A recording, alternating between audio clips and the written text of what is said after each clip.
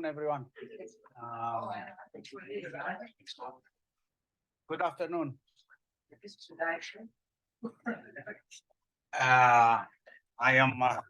I am Nick Van Orders, and I'm Associate Dean for Research at the Elliott School. My job today is just to welcome you all and introduce one of the Elliott School star faculty members, one of the newer star faculty members, Eric Schluessel. Please congratulate him for his promotion and tenure last year. So Eric is a very productive faculty member, and in this case, today he presents a book that is something like 100 years old. It was written, I understood, at the beginning of the 20th century, which is way far away of the stuff that I read. I'm an economist by training, so I know a lot about China, but not this stuff. The Tarikh-i Ḥamidi was written by I forget even the name, Sairami, right? Mr. Sairami, himself coming from the region of Uyghur and participating in a revolution in the late 19th century.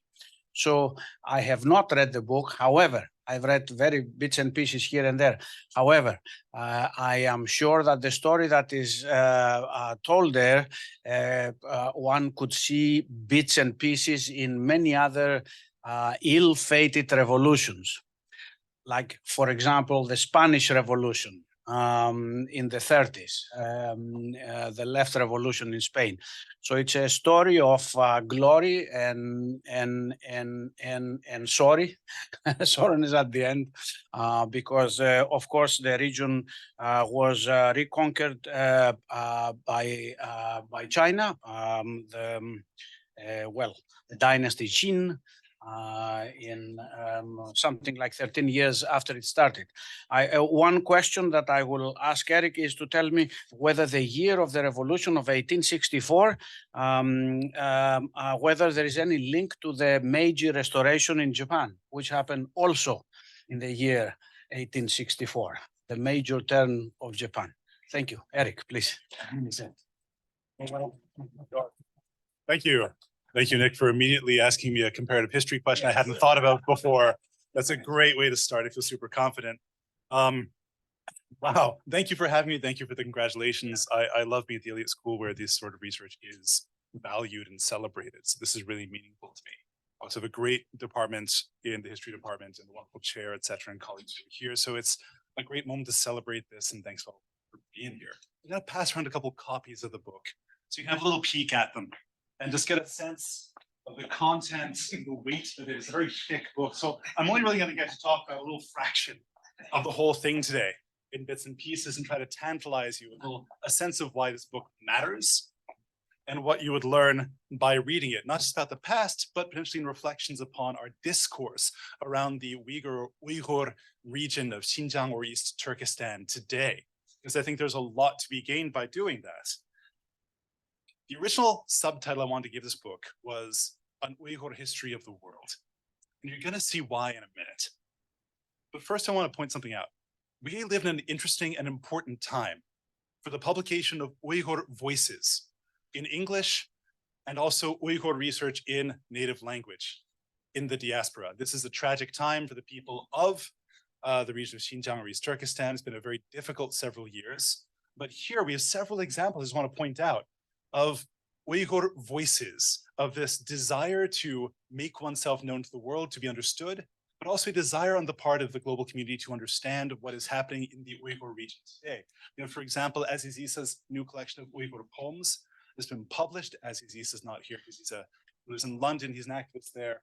We have Tarikh-i Ḥamidi waiting to be arrested at night, which has just been declared one of the top 100 books of 2023 and a must read on the contemporary world. The Back Streets, a Kafkaesque novel from Urumqi. Hey, long time no see. recently translated by Perat Tursun, an imprisoned poet and novelist. We have them Under the Mulberry Tree, a really important new anthology of diaspora literature and art, celebrating the diversity of the Uyghur community globally. And of course, Dr. Nebijan Tosun's 13-volume General History of Uyghurs, Uyghur Umumi Tarikh-i, which is currently being translated into English. This is a monumental moment in some ways in the midst of tragedy and difficulty, where Uyghur voices are being put at the center of the global discourse around that homeland in ways that they weren't before. And I'd like to think that my little contribution here is adding to that dialogue. This is the Tarikh-i Ḥamidi. It's one of the quintessential texts of Uyghur history, of the history of Xinjiang, written by an autochthonous person from the perspective of someone who was born there, raised there, and never left there in the course of his life. It experienced one of the most pivotal moments of the region's history. I'm just going to thank real quick the Henry Luce Foundation and the ACLS for their funding, and especially the National Endowment for the Humanities, which granted me a fellowship to let me work on this text nonstop for a year. Because as you can see, it's a very long text, and it took a bit of Sitzfleisch to get this done. If you'd like to buy a copy, they're $35 from the University Press. Here's some discount codes. I'm just saying, you don't have to, but I want to save you money if you do want a copy of this. So why does this book matter? Well, it's an essential history. It's a history that a lot of people claim to have read, but that is in fact much more than it first appears to be. This is a historian's history of East Turkestan. This is a disciplined historian's account of his own time, drawing on different sources, making rational arguments, and trying to piece together a coherent picture of the past. So we love it. It has evidentiary value. We can get facts from it. But I'm going to argue today that one other reason to read this is that very simply, it also captures a certain worldview, an understanding of the world as seen from the Uyghur homeland. This was also a project that I began first as a grad student. I got some funding from our Asia Center at Harvard. We gave us burritos for lunch every week. We'd sit around reading the text, trying to figure out what to make of it. It's in Chagatai, which is sort of the ancestor of the modern Uyghur language, and Chagatai is really hard. So we were trying to puzzle through it. But eventually in 2017, and this is the real story here, the real motivation, I happened to have a conference with a few of my colleagues from Xinjiang and the adjacent regions, Han, Hui people, Uyghur people, Kazakhs, etc. And I was the only foreigner there, and I asked, okay, so given my position in the world, access to resources, representation, a different level of freedom of speech, like if you want to name the top 3 things I could do to support us as a community of researchers, what would it be? And number 1 was translate the Tarikh-i Ḥamidi. Precisely for that reason, because they said the discourse around our homeland has gotten so politicized and so bifurcated.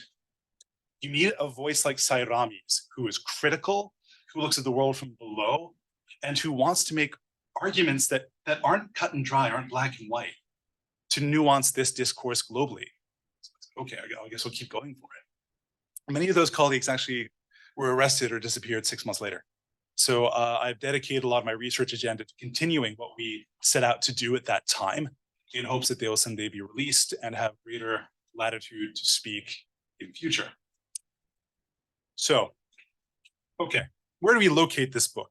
It's called A Late-Qing Uyghur History. People have wondered, why are we talking about the Qing, the last Chinese empire? It's because Sairami, the author, although he lived here, was very concerned with the nature of this. The Qing is a big problem in the middle of his story, and we'll see why in a second. Now, he was from this region. If you don't know it, probably should read the news. Sorry, that sounded. We're looking at a region which was ruled by the Qing Empire, at first loosely as a separate territory for about a century. But then in 1864, following a series of corruption scandals and crises and increased taxation, had a series of uprisings that threw off Qing rule for 13 years in a brief period called the Muslim uprisings.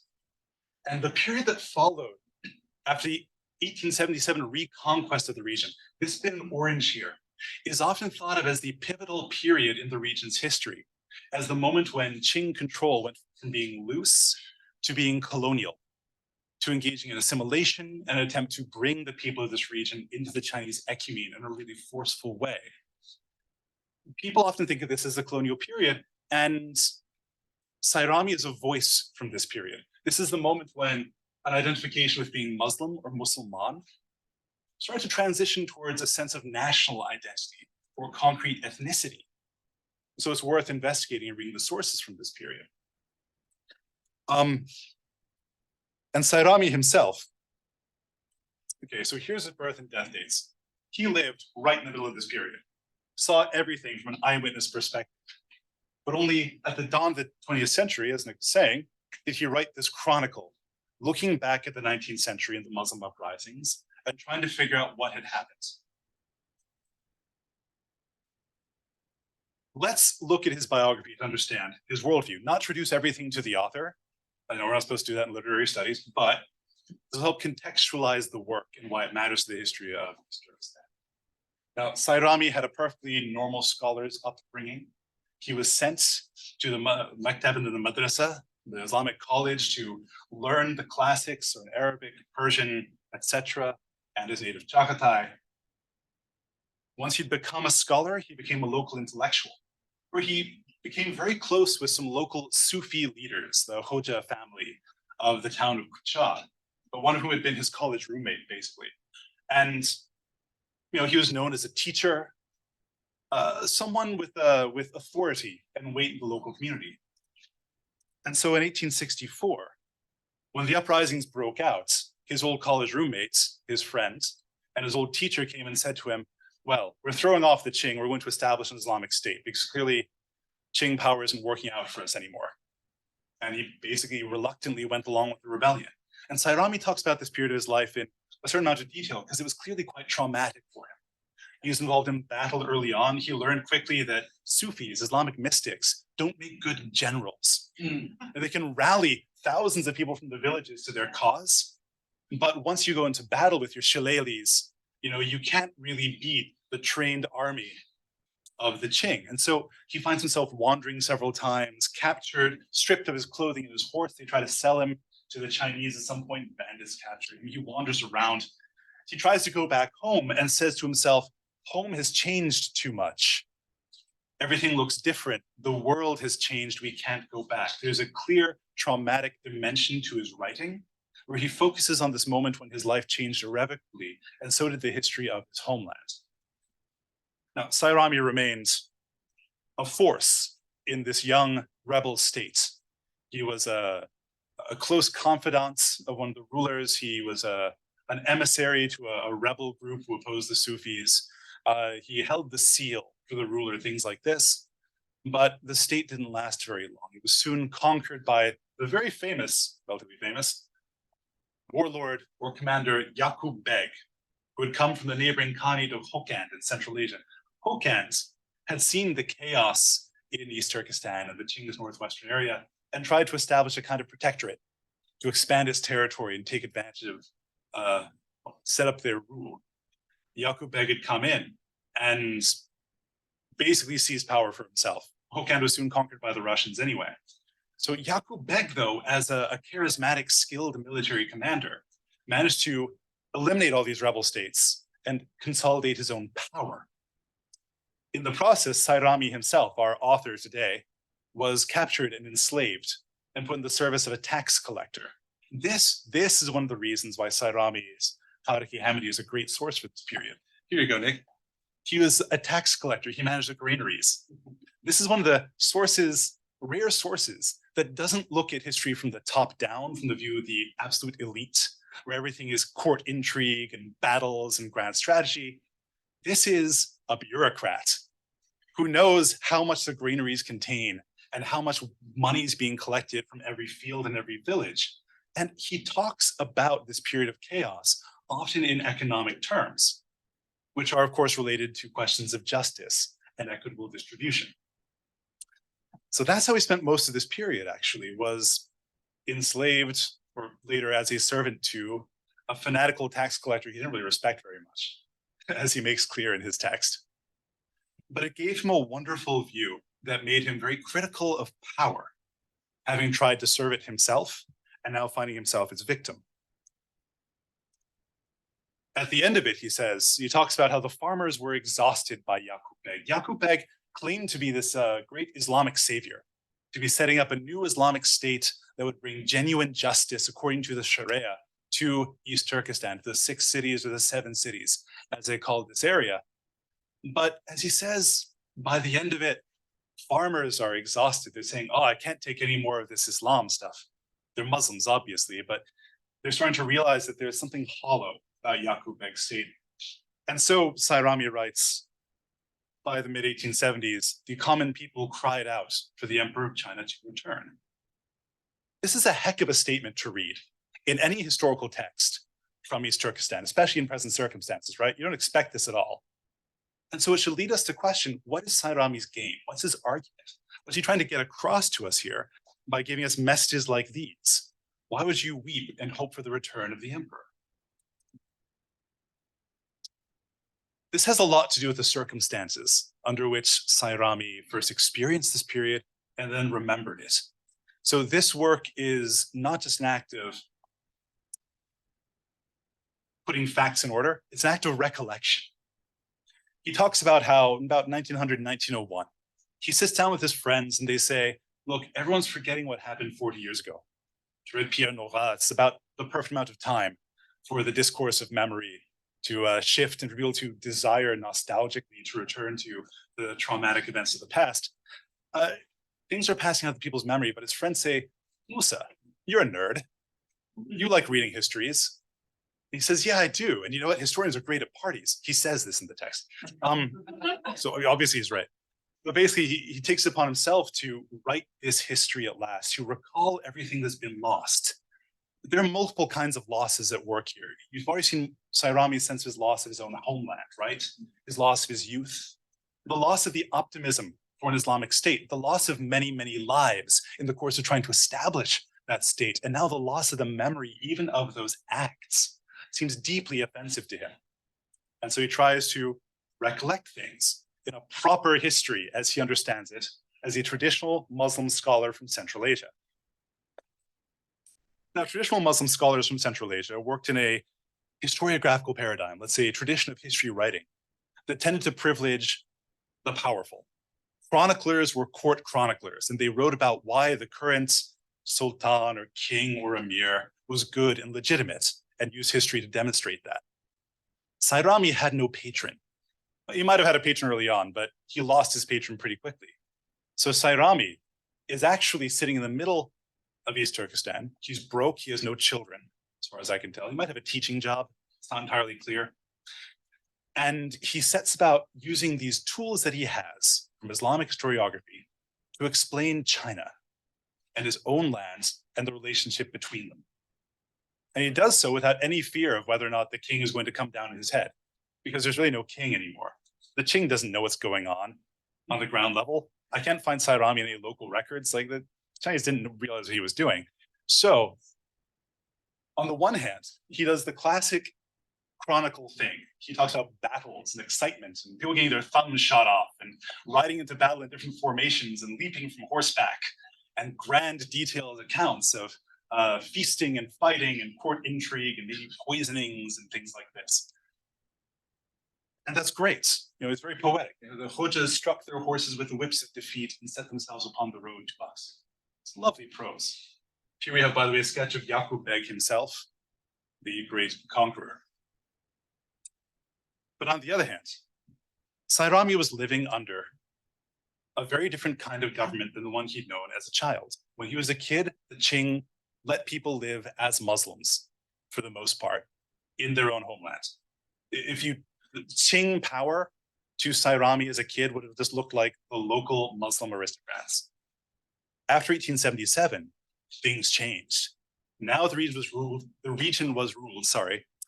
by Han Chinese activists who wanted to turn Muslims into Confucians. This is what my first monograph is about, by the way, if you want the whole story there. And Sairami was a big source for that.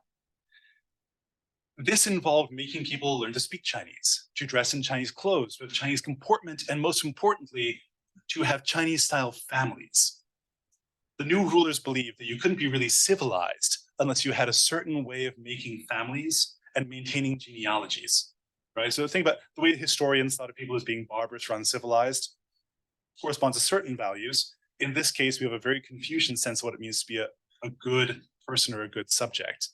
They wanted to remake this region not as a Muslim region, but as a distinctly Chinese one. And so Sairami wrote in the middle of this. And I think his text also really reflects a critique of what is happening during his own time. So how does he do that critique?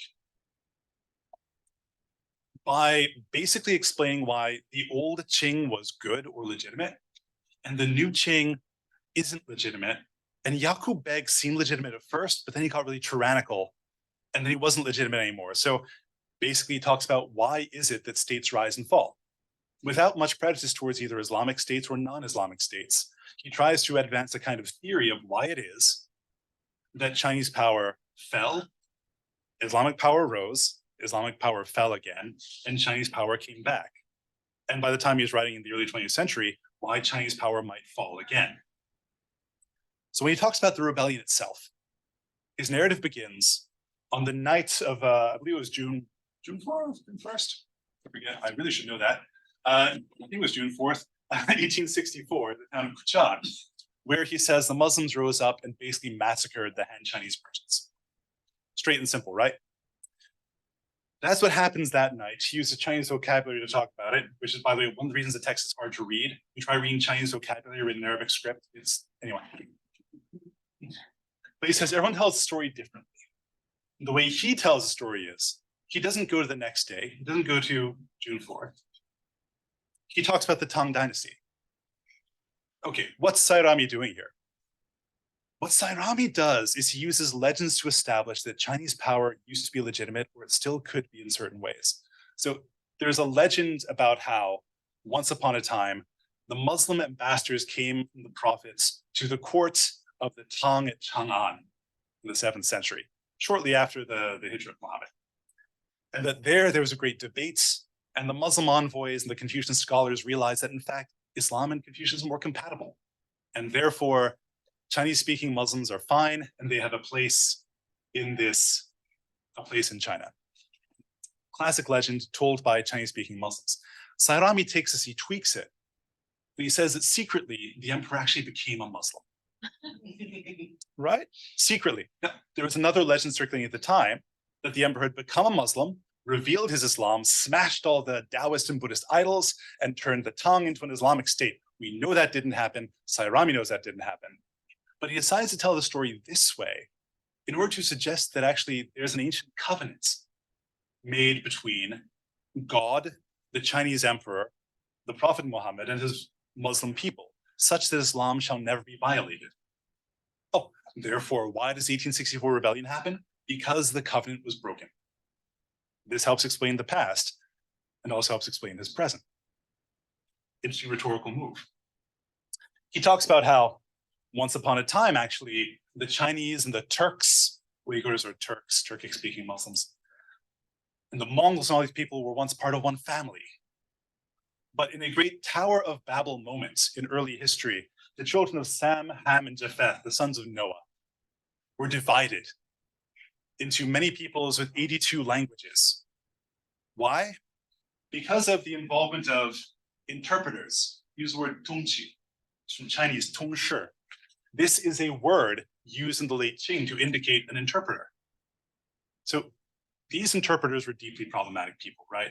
There was a small number of people who could actually transfer text, orally or written text, between Chagatai or Uyghur and Chinese. They were essential, but they were not trustworthy. They got sued all the time. They took bribes constantly. And so when you look at the records of the late Qing, in Xinjiang, you see this fear and mistrust of people who move text between languages because their power is so great, and power is very suspect. They're very self-serving. So it's interesting to me, I think very telling, that Sairami explains why there are different kinds of people in the world, why there's separation and strife in the world, by saying that translators were involved, specifically Chinese-style translators. So far, Sairami's been rewriting ancient history in different ways to explain his present, drawing on his circumstances and ideas his readers would have known to make sense of his recent past, by rewriting the distant past. He tells us that China is invincible. Now, this is an interesting one, right? He tells us that, contrary to popular belief, China is actually the oldest kingdom in the world. There's only been one dynasty, really, one line, one family line ruling the land this entire time. Amir Timur, the great world conqueror, died because he wanted to conquer China, Tamerlane. Genghis Khan thought he conquered China, didn't really. Alexander the Great, legendarily, he conquered China. No, he was just fooled into it. No one can conquer China, he tells us. Bizarre. So what does that mean? Well, it means if something has happened to disrupt power in China, such that there can be a rebellion in the Northwest, something's gone deeply, deeply cosmically wrong. Here's another explanatory device he uses. Central Asian Islamic historiography uses astrology extensively to explain political rises and falls. The Afsar Moan's work goes into this in great deal, so etc. And Sairami explains the rise and fall of Qing power as a problem of astrology. The Tongzhi Emperor, Tongzhi Khan, in this telling, says, can't figure out why we're having opium wars and the Taiping rebellion happens and all these massive uprisings happen all over China in the mid-19th century. Well, according to Sairami, he talks to his astrologers and his fortune tellers who say, well, in fact, it's because you were born under an unlucky star. A bad conjunction of the planets has given you ill fortune, and the movement of your star through the skies determines that your land will never be at peace as long as you walk upon the surface of the earth.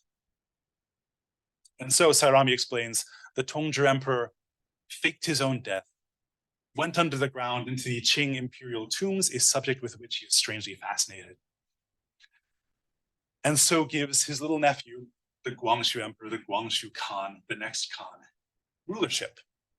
And the Guangxu Emperor was born under a good star, and so the fortunes of the Qing began to rise again.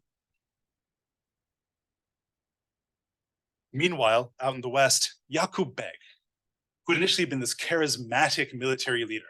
You can tell from his account, Yaqub Beg's supposed to be brilliant, a great strategist, a somewhat pretentious orator, a bit like myself in that sense. It's funny because it's true.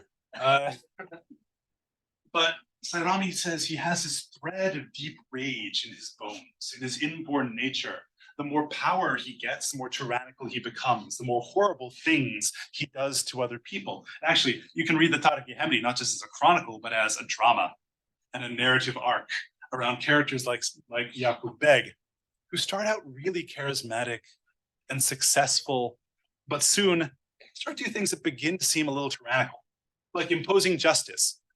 A soldier steals yogurt from a woman. What's Yaqub Beg's solution? Slice the soldier's stomach open, see if there's yogurt inside. The Dungans, Chinese-speaking Muslims, Hui people. Sairami comments many times about how Yaqub Beg appears to massacre these fellow Muslims wantonly, murdering other innocent Muslims, telling them he'll give them safe passage, then massacring them on their road out of the region, using them as target practice. He doesn't care if they're innocent or guilty of their fellow combatants. He does all sorts of terrible things that clearly paint him in the story as a villain.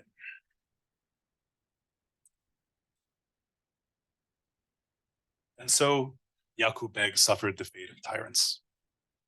One day, Yaqub Beg was fiercely angry. Actually, this is verified in several accounts. He had a couple of Turkish officers attending on him who had been sent by the Ottoman Empire in a last gasp of Ottoman attempts to reach their power into the world. But one day he had a fit of rage and decided to beat an old friend to death. And afterwards he came to his throne room, asked for cold tea to still his nerves. He drank it and immediately fell down stone dead. Thus ended the kingdom of Yaqub Beg in East Turkestan. Now for Sairami, this is a very poetic end. Clearly at this point, Yaqub Beg deserves his fate, but it seems very sudden. What could be happening? Well, at this point, the Qing armies were back at the gates. They were rolling across the north, motivated by the rising fortunate star of the Guangxu Emperor. So perhaps it was simply Yaqub Beg's time. to suffer the fate of tyrants. He failed at his chance to be a just and good king, and so he gets replaced instead by the Chinese once more. There's a very, very simple principle at work here. He quotes the Quran, 3rd Surah, 26 ayah, several times. Thou givest sovereignty to whosoever thou wilt. You place the crown of kingship upon the head of whom you will, God does, and you take it off of the head of whom you will. He says there are good and bad shepherds in this world, and the owner of the flock will decide who gets to mind his sheep. Sometimes the best shepherd, Sairami points out, is not a Muslim, but a non-Muslim, or perhaps a secret Muslim, right? Who is capable of doing justice and maintaining stability and a good, peaceful kind of life. Indeed, the first title of the Tarikh-i Ḥamidi was the Tarikh-i Ḥamidi, which refers in Sairami's description to the great time of peace that had come over his homeland after the Qing reconquest. By the time he revised his text in 1908, he changed his mind and renamed it to the Tarikh-i Ḥamidi after Abdul Hamid II, Caliph and Sultan of the Ottoman Empire.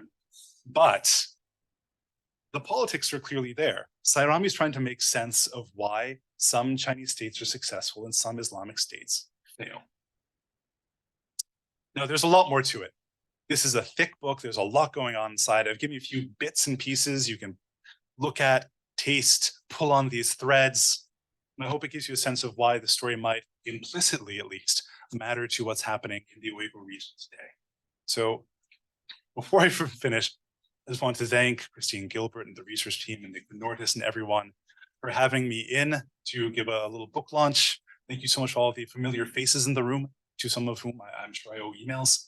And I really look forward to a bit of a Q&A. And yeah, thanks for being here.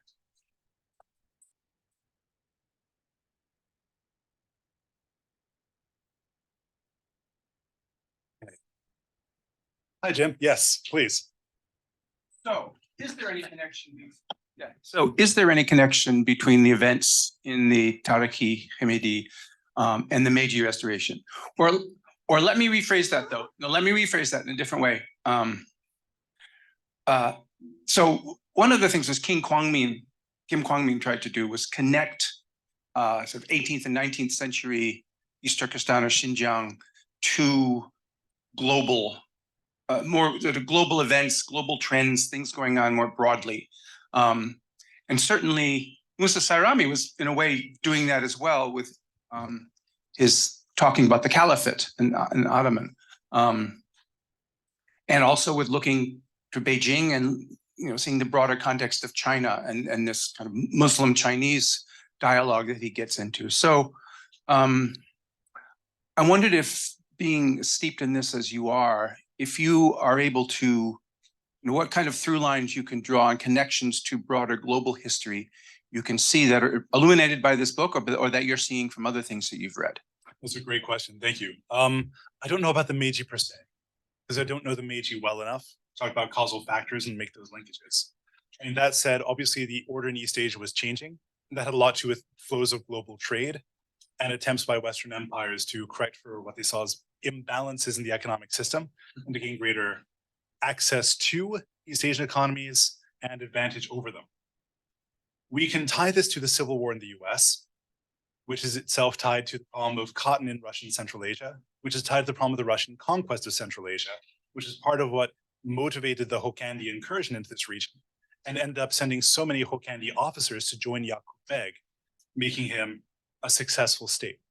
We can definitely tie this to the attempts of the British in India to make economic inroads into East Turkestan over the Pamirs in particular, and to compete with Russia in this case.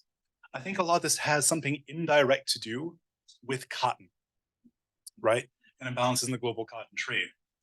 I don't know exactly what that is yet, in part because the economic history of this region, as seen from the inside, is still such an inchoate field, right? So it's a fairly disappointing answer.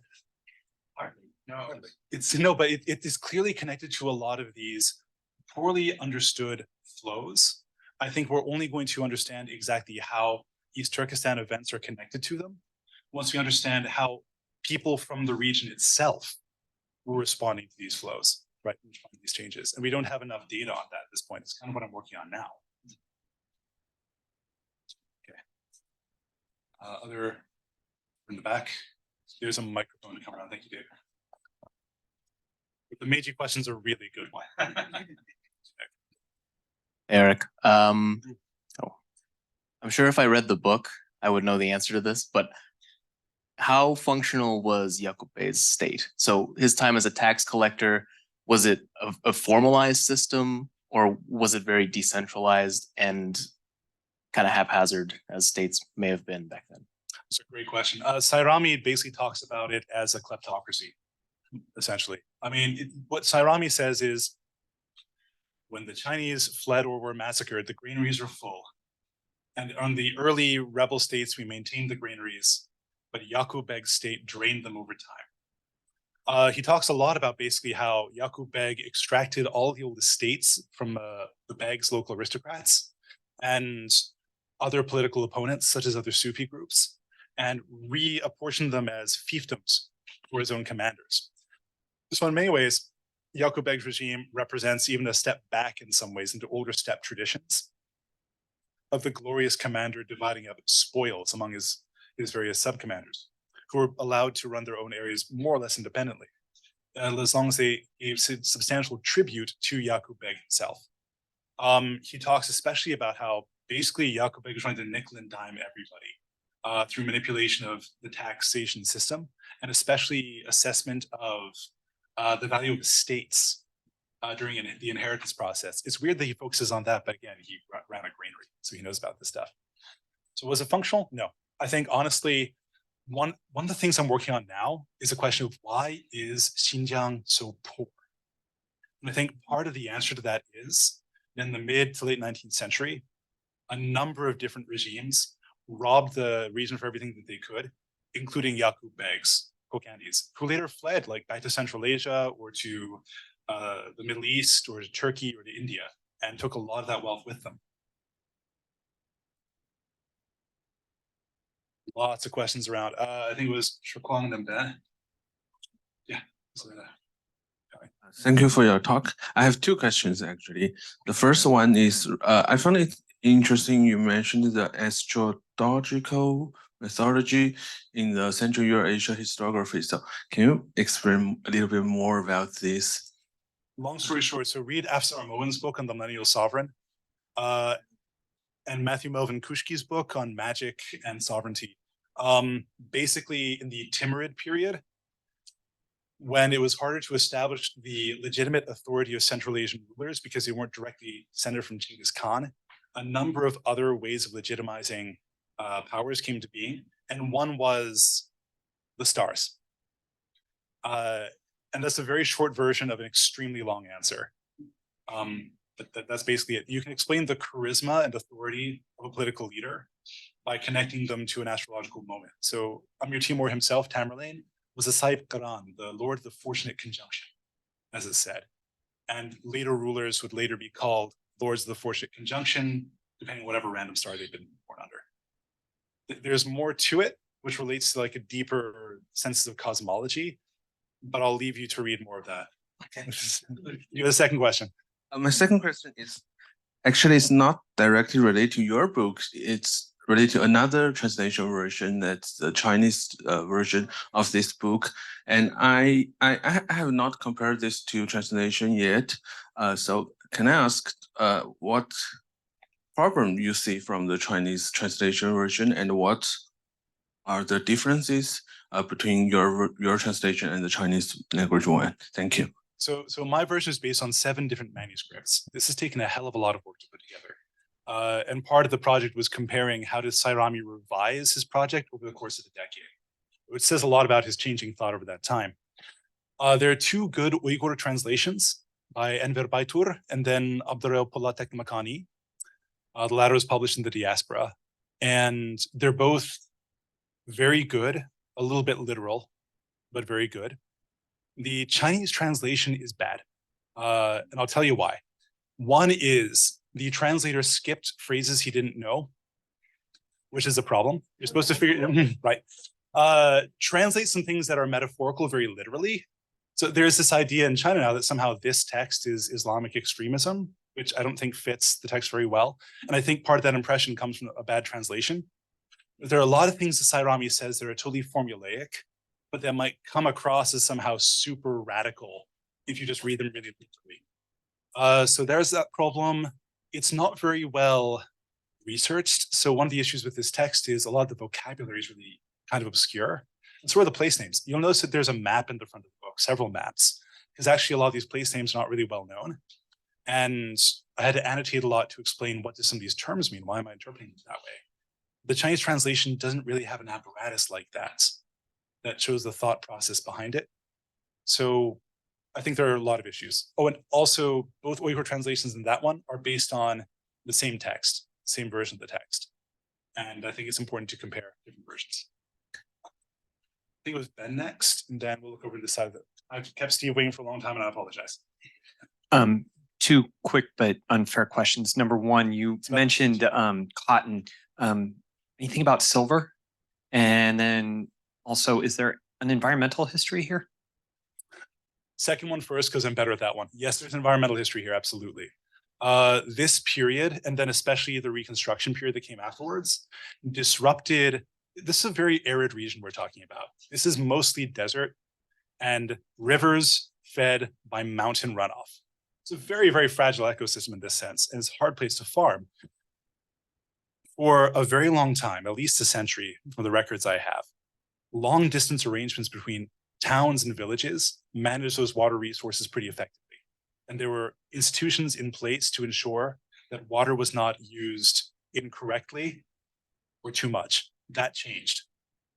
Yaqub Beg's regime disrupted that, but especially the Reconstruction period when the Chinese were in charge, all of that began to collapse. And that's one reason why, so in 1901, Sairami writes that the oasis of Kucha is flourishing. People are all moving there. And he writes in 1908, the oasis of Kucha is drying up and people are fleeing it because they've been encouraging in-migration.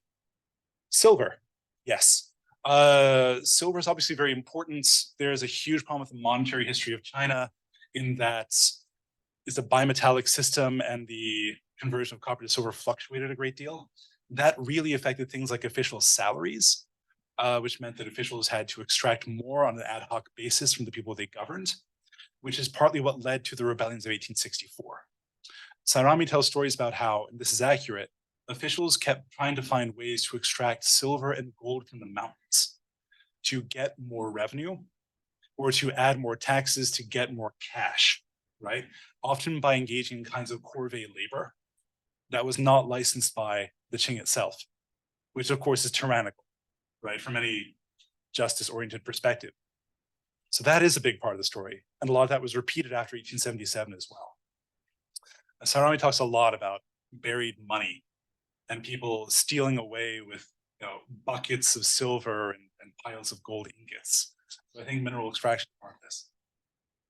Does that satisfy? Right.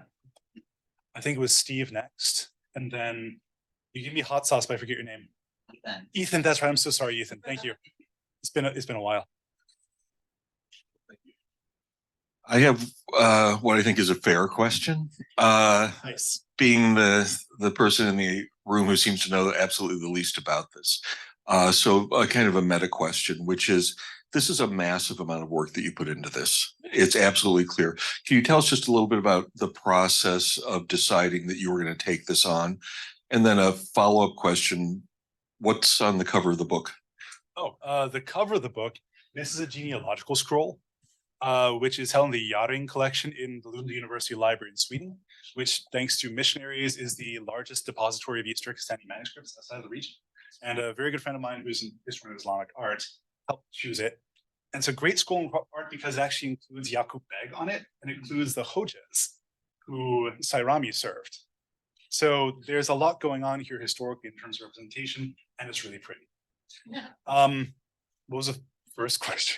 All the work that you All the work. Why did you decide to invest so much time in this? Thank you. All of us who work in this region have a lot of draft translations in our back pockets. Because to read these sources correctly, you have to read them slowly and closely. People have read this book before, sometimes very quickly to get a few facts here and there. as I read it more, I started realizing I was gathering notes comparing different versions. I realized, okay, I'm seeing discrepancies here. And okay, well, I guess I'll check that kind. And after about a year or two of this, I had like 30 pages of notes comparing bits of text. I thought, all right, let's keep it going. And I thought it'd be a valuable contribution. This is an opportunity not only to center a really interesting, nuanced, and important voice, especially in the midst of a discourse about a region which is so polarized. I said bifurcated earlier. I think polarized is the right word in English. There we go. It just seemed really important to do that. Plus it serves as a guide to the history of the region too. The footnotes I'm told, are really helpful for an amateur who wants to get into understanding the region. But it's also that, like, I just like him. Like, I like the author. You spend enough time with Mullah Musa Sairami, he's cantankerous. He's kind of arrogant. He's a little awkward. He likes to do different voices for different characters. He's clearly making fun of them at different places, which doesn't necessarily come out when you just read the text quickly. I just got really interested in his voice and the way that he talks about things. And yeah, it became kind of obsessive at a certain point. Yeah, we're not encouraged to do this as scholars. Like, this would not have gotten me tenure.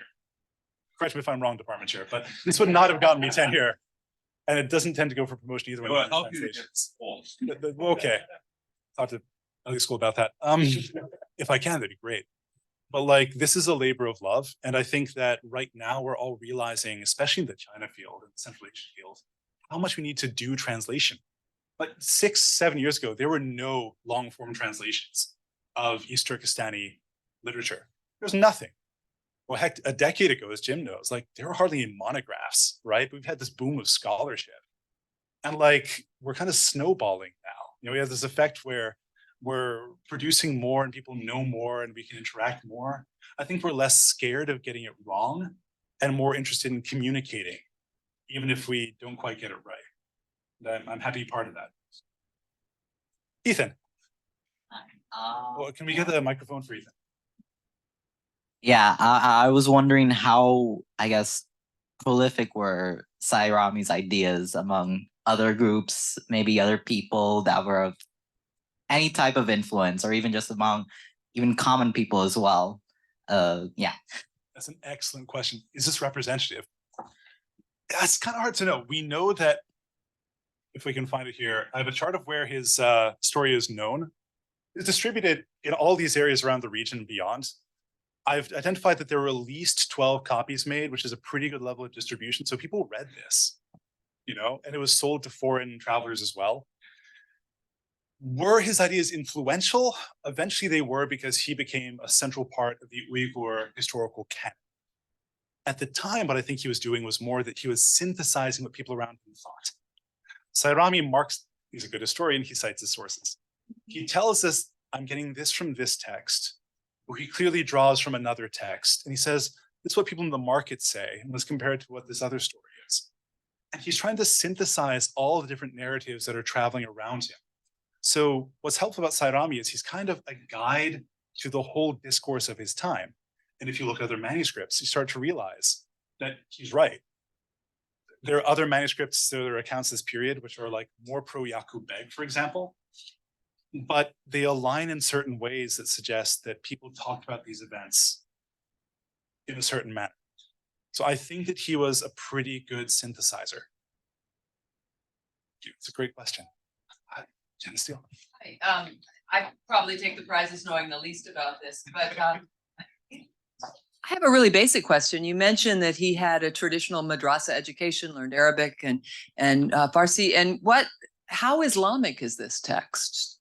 Ooh, how Islamic? That's a question. It's a problematic question. It's a loaded question. What Does he invoke Islam? Does he invoke the Islam? great text? Does he invoke the great scholars to explain things? Like, I think the question is, what kind of Islamic is this, right? What's his tradition? Right. I mean, he's Hanafi, quite clearly, but the local tradition is very strongly inflected with Sufism and Alidism. So they do things that look like Shiism, right? And as part of the culture around him, he's kind of opposed to that. He feels uncertain about a lot of those practices, like shrine pilgrimage, but he also accepts them to a certain degree. intellectually. Himself as an Islamic scholar. Oh, yes. Okay, not I just a mean- historian, but he's in the tradition, this Islamic scholarly tradition. Absolutely. I mean, he quotes the Quran, but also Hadith extensively. I think, or maybe Asadullah can figure this out. By looking at the Hadith that he actually cites, you can get a sense of his intellectual pedigree, the things that were on his mind. But he refers back to Haydar Duhlat's Tarikh-i Ḥamidi, a wonderful 16th century chronicle, which he says is the last good history anyone's written of this region.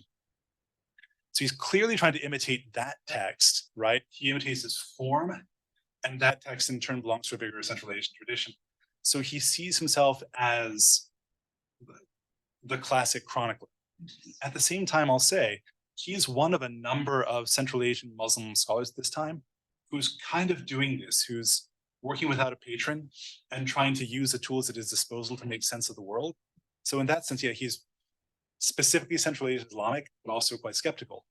Third part of the answer, ask a simple question, get a complicated answer. At some point in his revisions, he encounters a guy named Shami Damullah, who's apparently from Syria and who's much more of a purist, you might say, maybe a Salafi in his orientations. And Sairami talks about this encounter. And you can see over time that because he's talked with Shami Damullah, they traveled together, they've spoken together, his mindset has actually changed and he grows to reject some local traditions even more strongly.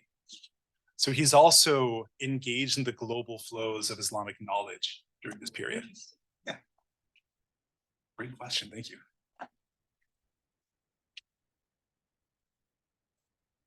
Is this from online or is this from you? Yes. All right. How is the online attendance anyway? Very strong. Excellent, glad to hear it. Question from the online audience. How deeply did the Ottomans and East Turkestani Muslims interact during this time? Ooh, I'm going to refer you to a wonderful book by Lale Can, C-A-N, of the City University of New York, who's written about the ways that pilgrimage to and through the Ottoman realms shaped Central Asian, especially East Turkestani understandings of the self. What I'll say is there's quite a lot of interaction. A lot of people went on Hajj, and Istanbul was an essential stop. You know, the Ottoman Caliph was seen as the legitimate leader of Hanafi Muslims, no question. And Istanbul was seen as the center of the world. Sairami himself describes the Tavuk Pazare, the bird market, which is just outside the Grand Bazaar, right, in Istanbul today. He knew about these places kind of intimately because he got reports from travelers who'd gone to these regions. I'd say a lot of people around him were deeply influenced by the Ottomans. And at this time, a lot of Ottomans had begun to look towards Kashgar and East Turkestan even more as a kind of distant homeland. Not too long after this, pan-Turkists began to show up in Kashgar and say, ah, you're the real Turks. We shall learn from you. There's quite a lot of exchange back and forth, I would say. So in, I think it's 1870, I'll get the date wrong, I should probably know that off the top of my head. Said Yaqub Han Ture, the emissary from Yaqub Beg, went to Istanbul and secured, the caliph's fiat for Yaqub Beg, who was then, his realm essentially became part of the Ottoman Empire for several years. They minted coins in the Ottoman Sultan's name. They praised his name at the khutbah, the sermon at the mosques. I think that the sense of Ottoman influence was really strong. Ottoman soldiers arrived to train Yaqub Beg's troops. We have one example of their marching exercises recorded in St. Petersburg, where the notebook ended up, and taught them Ottoman marches. We don't know the full extent of these exchanges because the historical record is so spotty, but I think it was quite strong. Great question from the audience. Is there more? Hi, yes. Catherine, right? Yes. Yes. I missed the 90% of your great talk, so my question is not Okay. going to be fair anyways. But then, since you mentioned you're curious about Xinjiang's poverty, like that reminds me of the time that my roommate is Chinese and she lives in Beijing, but she's from Beijing. When she came back, she actually brought a dried date as a gift, and she said that it was produced in Xinjiang, and that's how I found out how Xinjiang was participated or contributed to national economy or international economy. Just curious, and then I was also wondering if how to what extent the Chinese government was actually involved in that, and then and I guess my question is, to what extent do you think Chinese government bears the responsibility for Xinjiang's poverty? That's a really good question. It's on a rather different topic, and I'll be as blunt but as nuanced as I can. Ildiko Bellerhan, great scholar, through her field work has established that, okay, effectively, the economy of this region was highly marketized and monetized prior to 1949. All the evidence I have says it's basically a very capitalist economy. Collectivization, the 50s and 60s, essentially turned it into more of a feudal economy based on extraction and a tribute kind of mode. So actually, the communist era, which was meant to lead to greater developments and greater riches, instead assumed that the economy is very primitive and kind of made it primitive that way. What can I say?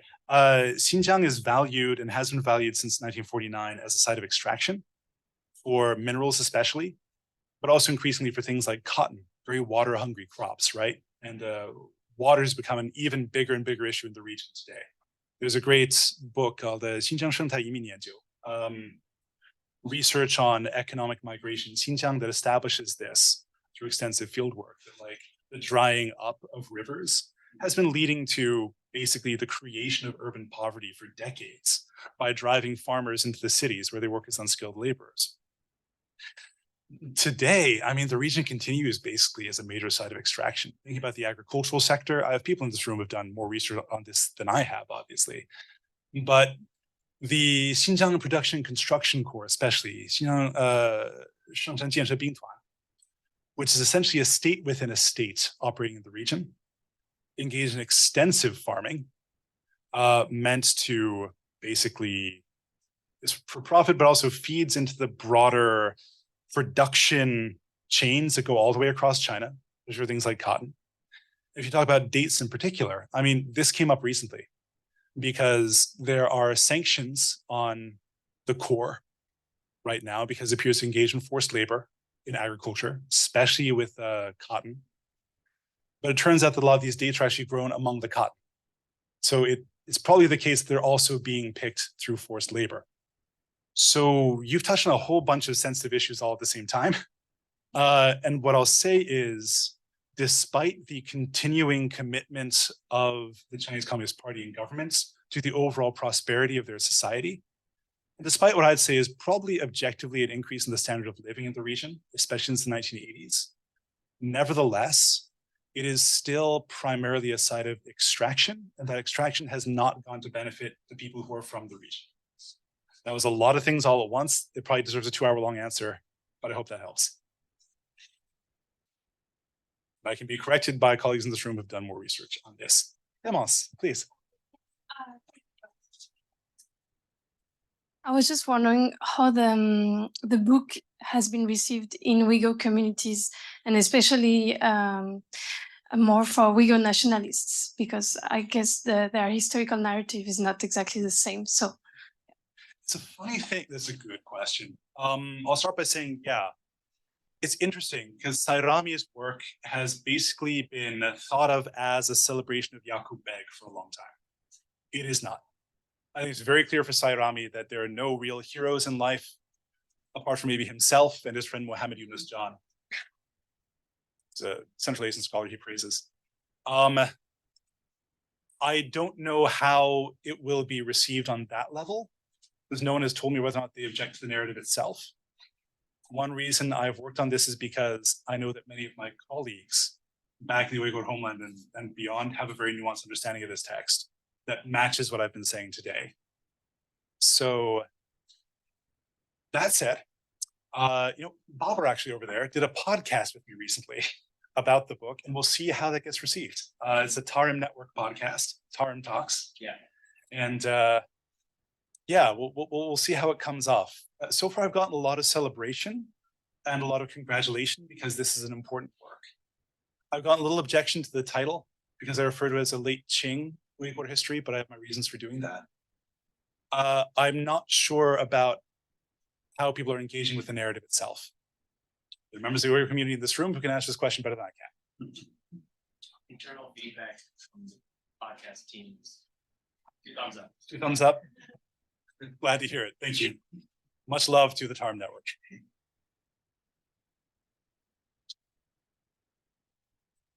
Is there anything else? Did I drag the room down? One more from the online audience.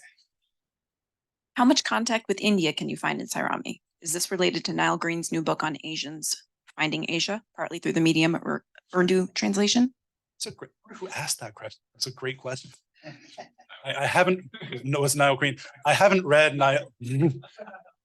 I haven't read that book yet. How much India do we find it here?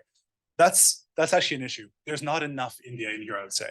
I think it's very clear that many scholars from Kashgar and Yarkand in southern East Turkestan studied in India and even knew Urdu. Tajalli, the great poet, is a good example of that.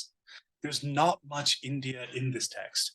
What we do see, for example, there are former members of the British Indian Army, 6 especially, who show up in Yaqub Beg's army. A man named Jamadar Dadkha.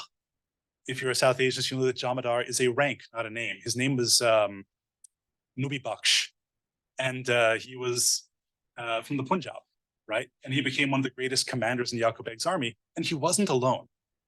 A lot of the people referred to in this text as Afghan are actually from northern India. So there's some kind of military influence there and connection through a diaspora of Indians that I'm having trouble tracing because I don't know the South Asian sources very well. I also know for a fact that there were plenty of South Asian moneylenders and traders crossing the Pamirs, trying to extract money from East Turkestan through debt. It's verified by lots of other sources. It's not very clear in this text. So I think because Sairami is from the northern rim of the Tarim Basin, he saw less of that. If you look at sources from Kashgar and Yarkand, it will be much more apparent.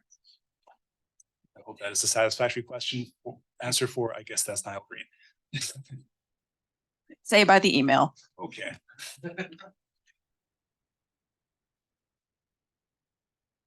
Good question, though.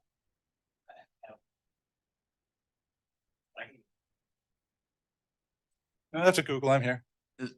What's up? This one's of personal interest to me, but where does Khotan play? What role does Khotan play in all this? My Khotan's friend. Khotan shows up several times in this narrative because of Habibullah Haji, the erstwhile rebel ruler of Khotan, who was known as especially passionate and very anti-Dungan leader. The Khotanese rebels were some of the first, the only Muslim rebels in the region to target Chinese-speaking Muslims early on. We talk about him quite a bit. Habibullah Haji had 2 sons, Sairami tells us, and other sources tell us, one of whom went to Hokkand to seek aid, and this partly resulted in the incursion of the Hokkandis. The Khotanese were especially fanatical, and this led to problems, but also advantages. One being that when they got an emissary from the Hojas of Kuchar, they killed him because he used to work for the Chinese. And then they apologized. Habibullah Haji was not a great leader, it turns out. Sairami basically says in his old age, he started to have these weird ideas, like he commanded them to cut all the trees in Khotan to a height of about 1.5 meters. I don't know if that's true or not, but crazy stuff. And then he was very paranoid. But later on, like, because he was so fierce and he attracted such a loyal following, because he's such a great Islamic scholar, when Yaqub Beg invaded, first Yaqub Beg had to trick Habibullah Haji into meeting him in the desert, where Yaqub Beg captured him. It's one of the signs of Yaqub Beg being a tricky, charismatic, but ultimately wrathful and illegitimate ruler. Yaqub Beg says to him, he recites some hadith saying basically, one must embrace a Haji. He picks Habibullah Haji up and carries him to the tent.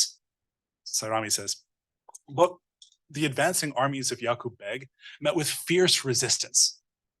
In fact, there's a phrase that Sairami writes in Khotan dialect, it's temporarily escaping me, but I struggled to translate it for a very long time.